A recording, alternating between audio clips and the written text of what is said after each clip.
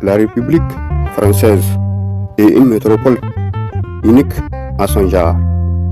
Une république mandatée par le corps social français, malgré les cris de la France insoumise.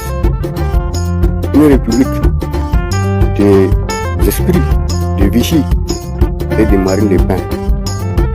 Une république qui a mandaté la monarchie de Sarkozy et de Jacques Chirac, même si des moutons politiques l'ont toujours couru après pour une sollicitude asphyxiante à l'égard de ces anciennes colonies dites indépendantes et souveraines depuis plus de 6 décennies. Même si depuis peu, la renaissance du Tapo a été humble grâce à Dieu et au soutien de ses fils d'Afrique qui ont chassé le néocolonialisme occidental hors du territoire de l'Alliance des États du Sahel.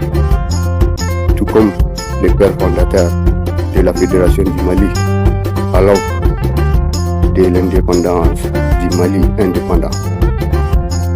Même si l'exécutif français est beaucoup trop tordu pour penser que le néocolonialisme français continuera d'éroder impunément dans ses anciennes colonies.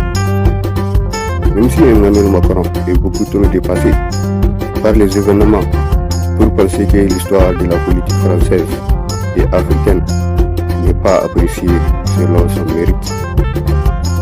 Même si, grâce aux réseaux sociaux, j'ai appris que la CEDEAO est sortie de son coma, puisqu'elle a enfin reconnu que Bazoum a été bazumé.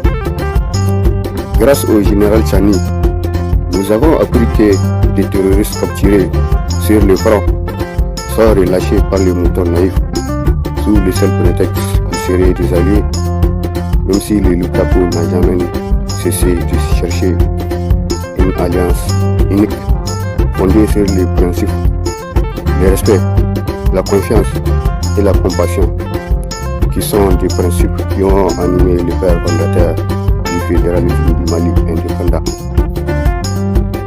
Même si le Lukaku ne cessera jamais de chercher une voie de salut pour l'Alliance des États du Sahel, et pour un peuple confiant et conscient du déclin démocratique qui constitue le néocolonialisme occidental.